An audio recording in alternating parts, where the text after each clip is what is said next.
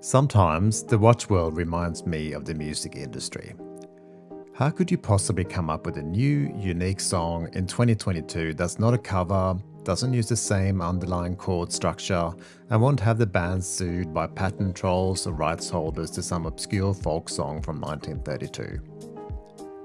Without naming any names, some of our major brands have clearly defined what a dive, dress, and tool watch should look like, and even changing them to be 0.5mm wider has fans marching in the streets and setting fires to cars. Okay, that's an exaggeration, but they undeniably do the equivalent online.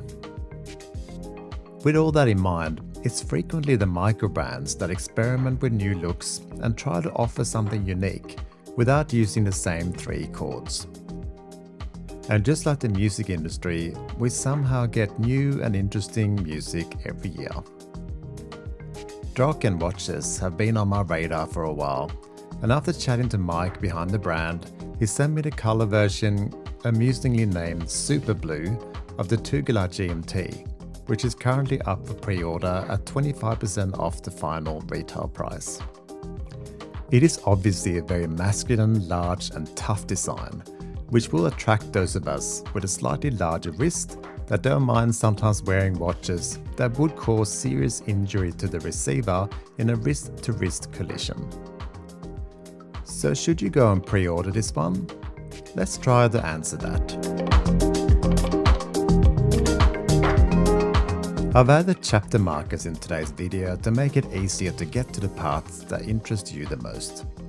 Please consider a like and subscribe. Thank you so much in advance. Whilst this is the new Tugela GMT design, it's based on the popular Tugela original release, which I've never handled, and perhaps you've never seen either of them. So let's start with that. Mike is based in New Zealand, but is originally from South Africa, so a lot of the designs and naming conventions draw inspiration from his time there. The Tugela flower is ever present in the Drakensberg area, which also inspired his brand name. The side profile draws inspiration from this beautiful flower with its tapering design, and even the ridges in the bezel that ever so slightly widen from bottom to the top, to me looks a little like the triangular leaves of the flower. It's noticeable only when you inspect the bezel close up, but it makes a lot of sense when gripping the bezel, since it sticks out from the watch case without any obvious overhang. On the dial, we find what is the most interesting part of this model, its intricate applied indices. This is such a brave move, and hats off to Mike for pulling this off. Imagine yourself trying to think of a different way to design indices, not just round bars or triangles, without them looking ridiculous. I mean, it would be like listening to the Beatles come together and then sit down with the expressed intent to write a better song. As I said, brave. He has pulled it off though. The various shapes work beautifully together and creates an overall pattern that could well be found on the shield of a Zulu warrior or jagged trees of the savannah. I think they work really well, and to me is the greatest achievement here. Nestled here is the Draken logo, underneath the 12, and the Tugela GMT and automatic print above the 6. Both are designed to not be too overbearing, which is always commendable. The date is too small for me, but the orange highlights around it do make it slightly easier to make it out. I will return to the stunning lume on this watch, but let me point out straight away that even the dates on the wheel are loomed. The sword hands are easy to see, and the orange minute hand is a nice touch on this blue version. A basic offset square lollipop seconds hand ensures it's easy to see both day and night. The GMT hand is what sticks out here obviously. It rotates independently around the dial once every 24 hours, and it will allow you to track another time zone, and even a third one if you use the bezel as well. It does the half-hour clicks as well, so our friends in the likes of Adelaide here in Australia are looked after also. Now, if I was born in Australia, I'd be making obligatory jokes here about how Adelaide is so boring that they would have nothing else to do than to sit around and watch their GMT hand, but I quite like the place, so I won't be doing that. You'll notice here that the Rehort is quite shiny. This is a good time, I feel, to point out differences from this prototype to the production. The final version will have bead blasted Rehort, better fitting end links, screw-in links on a bracelet and not this prototype split pin, and finally a tighter bezel feel. So let's move on to the bezel. It's a 48 click bi-directional bezel, aluminium, fully lumed 24-hour markers, and again a very distinct and clear design.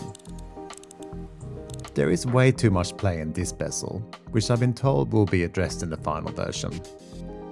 For me, it's hard not to compare it to my Damasco DC80, which is a little unfair since Damasco easily make the best bezels in the world. The case design is almost brutalist in its functional and matte approach. It's bead blasted, 42mm in diameter, 14mm height, 48mm lug to lug, and comes in at 190 grams on the bracelet. Fair to say, removing this bracelet would cut a lot of that weight. I like the precision crown guards. There is little to no space for imperfections there when loosening or tightening the crown. The crown guard has the Draken logo that is also fully lumed. If you are not into having a lume dragon on your crown, then I pity you. Draken, by the way, means dragon in Afrikaans, German and Swedish. Drakensberg, which is what we'll look at shortly on the case back, is basically translated to Dragon Mountains, perhaps since they look a little like a resting dragon. Again, pretty obvious how you would want to draw inspiration from something that cool. The back of the watch has said mountains embossed in addition to the usual spec sheet. Behind the case back, we would see the Sellita SW330-2, which is automatic and obviously has the GMT complication in addition to the hacking and hand winding. A Viton gasket ensures longevity since that 300-meter water resistance is no joke. The engineer-style bracelet and the clasp with its 6 micro-adjusts reminds me a lot of the Helm Vanuatu that I've also reviewed here on my channel. That's also a cool watch, but incredibly challenging to source. As mentioned, you can expect screw links on the final version, which is a great thing since it makes it so much easier to adjust yourself. You'll also get a nice pass-through nylon strap included that is color matched to the grey and blue of the watch and will reduce the weight significantly if that is a concern for you. The lume is a specialty of Draken and it is unbelievable. As mentioned, the bezel, indices, seconds and GMT hand are all lumed. You also get a lumed date wheel, which I've only seen once ever before, and the glow-in-the-dark dragon on the crown, which will surely never get old. X1-C3 is in use if you're interested in specifics, and this is one watch that will always be visible in the dark.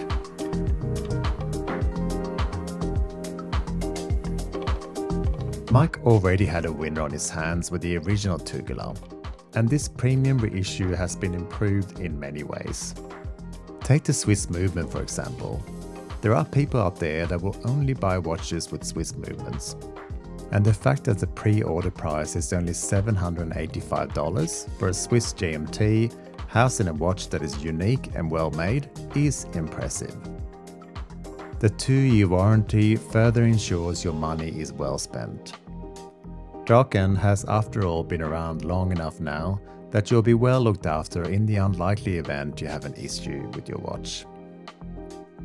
If this blue is a little too bright for you, then check out the black and silver versions on the website. As I started off saying, it's no easy feat to create a unique piece in a watch world full of homages, big brands that trade on past achievements, and not to mention going against the grain of the well-established standard look of a watch. I think Draken has succeeded and they are well worth your money. The 3 chords have been rearranged once again and they sound great to me. Thank you for watching and I'll see you next time.